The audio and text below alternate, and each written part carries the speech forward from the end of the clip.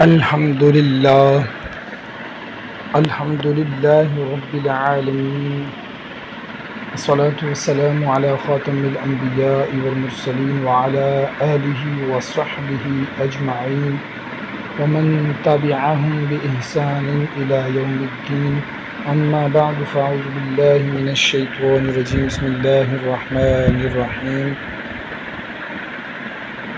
حضور پر نور شافی یوم النشور صلی اللہ علیہ وسلم کی بارگاہ میں ادب و احترام سے جھوم جھوم کر درود پاک درود و سلام کا نذرانہ پیش کیجیے. اللہم صلی وسلم وبارک علی سیدنا و مولانا و حبیبنا محمد وعلی آلہ وصحبہ اجمعین. عزیزان محترم، اسلام ایک مکمل ضابط و حیات ہے جو توہمات و جہالت سے منبرہ اور دلائل و براہین سے آراستہ ہے. اسلام کے تمام احکام پایہ تکمیل کو پہنچ چکے ہیں. اس دین مبین میں خرافات و توہمات کے لیے کوئی جگہ نہیں. ماہ صفر قمری مہینوں کی لڑی کا دوسرا موتی ہے. قبل اسلام اہل جاہلیت ماہ صفر کو منحوس خیال کرتے اور اس میں تجارت وغیرہ کی غرض سے سفر کرنے کو برا سمجھتے تھے. عرب کے لوگ ماہ صفر کے بارے میں عجیب و غریب خیالات رکھتے تھے. بر صغیر کے مسلمانوں کی ایک بڑی تعداد آج بھی اس ماہ مبارک کو بلاؤں کے نزول کا مہینہ تصور کرتی ہیں. ان لوگوں کا اعتقاد یہ ہے کہ جو کام اس مہینے میں شروع کیا جاتا ہے وہ منحوس یعنی خیر و برکت سے خالی ہوتا ہے. اس ماہ مبارک سے متعلق ان غلط فہمیوں کو ختم کرنے کے لیے اسے صفر المظفر کہا جاتا ہے. ماہ صفر کی وجہ تسمہ یہ ہے کہ جنگی سفر پر روانگی کے باعث اہل عرب کے مکانات رہنے والوں سے خالی ہو جاتے تھے. جب کوئی جگہ انسانوں سے خالی ہو جائے تو اس وقت عربی زبان میں سفیر المکان کہا جاتا ہے. معزز دوران ملت اسلامیہ، ماہ وصال رات و دن اور وقت ہر ایک کا خالق اللہ تعالیٰ ہے اور اللہ عز و جل نے کسی دن یا کسی وقت کو منحوس نہیں بنایا. ماہ سفر کو لوگ منحوس جانتے ہیں. اس میں شادی بیاہ نہیں کرتے، لڑکیوں کو رخصت نہیں کرتے، سفر کرنے سے پرہیز کرتے ہیں، نیز دیگر اس قسم کے کاموں سے بھی پرہیز کرتے ہیں. خصوصاً ماہ سفر کی ابتدائی 13 تاریخ شدید منحوس تصور کی جاتی ہے. ان ایام کو 13 تیزی بھی کہا جاتا ہے. یہ سب جہالت کی باتیں ہیں اور لوگوں کا اسے منحوس سمجھنا سراسر غلط ہے. عزیز دوستو، اللہ تعالیٰ کا ارشاد ہے، قالوا انا تطیرنا بکم. وہ لوگ مسلمانوں سے بولے کہ ہم تمہیں منحوس سمجھتے ہیں.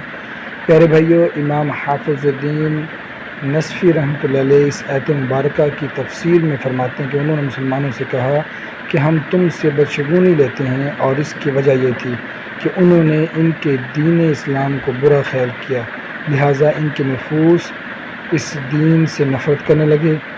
جہلہ کی یہی عادت ہے کہ ہر ایسی چیز سے برکت حاصل کرنا چاہتے ہیں جس کی طرف ان کا جھکاؤ ہو، اور جس چیز کو ان کی طبیعتیں قبول کرتی ہوں، اور جس چیز سے نفرت ہو اسے منحوس قرار دیتے ہوئے ناپسند کرتے ہیں.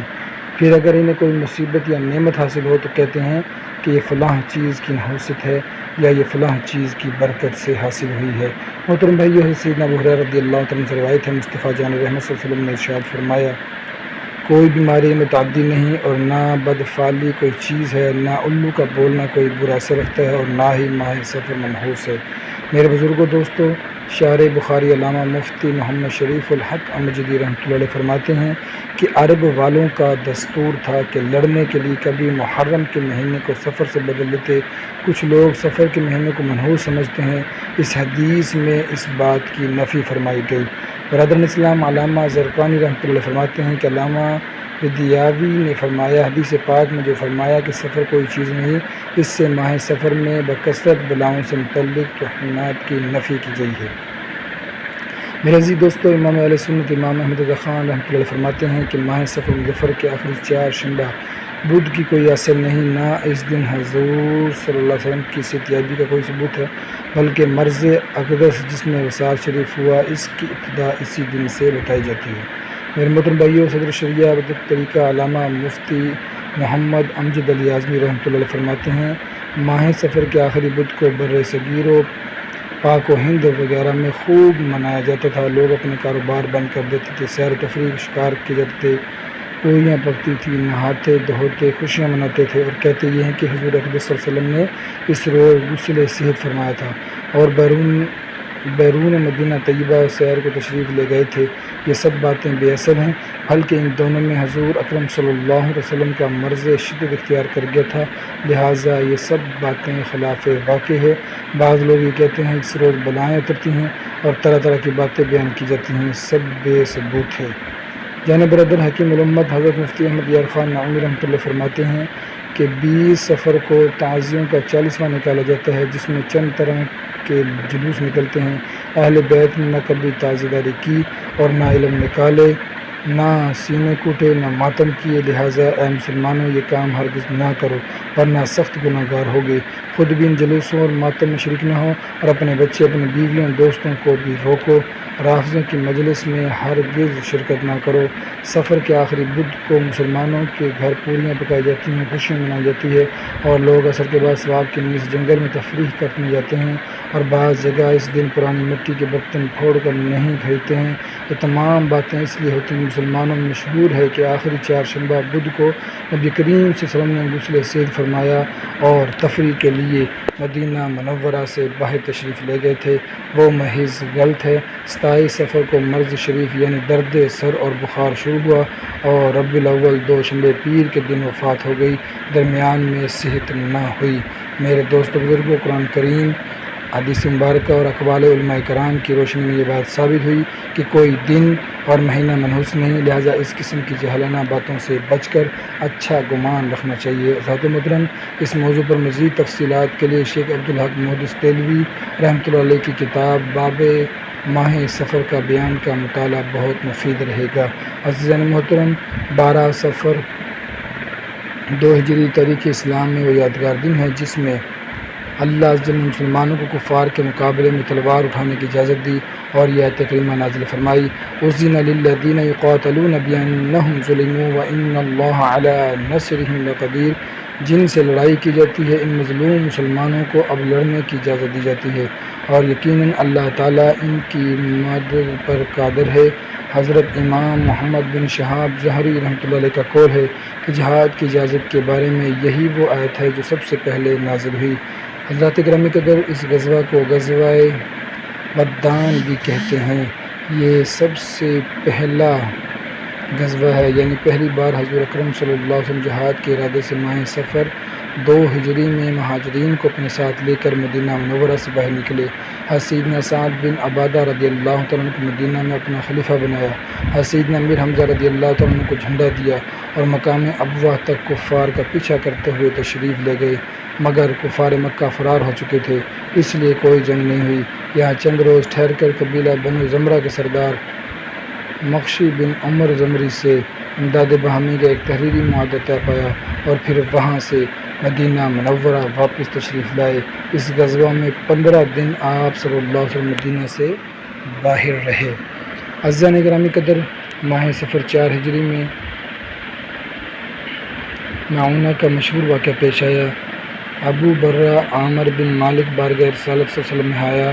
حضور صلی اللہ علیہ وسلم نے اسے اسلام کی دعوت دی۔ اس نے نہ تو اسلام قبول کیا، نہ اسے کوئی نفرت ظاہر کی، بلکہ یہ درخواست کی کہ آپ اپنے چند منتخب صحابہ ہمارے دیار میں بھیج دیجیے، مجھے امید ہے کہ وہ لوگ اسلام کی دعوت قبول کر لیں گے۔ نبی کریم صلی اللہ علیہ وسلم نے فرمایا، مجھے نجدیوں سے اندیشہ ہے کہ میرے صحابہ کو ضرر پہنچائیں گے۔ ابو برہ نے کہا کہ میں آپ کے صاحب کی جان و مال کی حفاظت کا ضامن ہوں۔ حضور اقدس صلی اللہ علیہ وسلم نے صحابہ میں سے 70 منتخب صالحین کو جو قرہ کہلاتے تھے بھیج دیا۔ یہ حضرات جب مقام معونہ پر پہنچے تو ٹھہر گئے اور صحابہ اکرام رضی اللہ تعالیٰ عنہ کے سلار قافلہ سیدنا حرام بن بلحان رضی اللہ تعالیٰ عنہ حضور صلی اللہ علیہ وسلم کے خط مبارک لے کر عامر بن طفیل کے پاس اکیلے تشریف لے گئے، جو قبیلہ کاریس اور ابو برہ کا بھتیجا تھا۔ اس نے خط کو پڑھے بغیر ہی ایک شخص کو اشارہ کیا، جس نے پیچھے سے نیزہ مار کر حضرت سیدنا حرام رضی اللہ تعالیٰ عنہ کو شہید کر دیا اور آس پاس کے قبائل یعنی رعل، وزقوان اور اسیہ کو جمع کر کے ایک لشکر تیار کیا۔ جب صحابہ کرام رضی اللہ تعالیٰ عنہ کا ان سے سامنا ہوا اور جنگ شروع ہوئی تو کفار نے حضرت سیدنا عمر بن امیہ ضمری رضی اللہ تعالیٰ عنہ کے سوا تمام صحابہ کرام رضی اللہ تعالیٰ عنہ کو شہید کر دیا۔ حضرت سیدنا عمر بن امیہ رضی اللہ تعالیٰ نے مدینہ منورہ پہنچ کر جب سارا حال دربار رسالت میں آپ صلی اللہ علیہ وسلم نے بیان کیا تو اصحاب بیرونہ کی شہادت کی خبر سن کر رسالت آپ صلی اللہ علیہ وسلم کو اس قدر عظیم صدمہ پہنچا کہ ساری حیات طیبہ میں کبھی اتنا رنج و صدمہ نہیں پہنچا تھا۔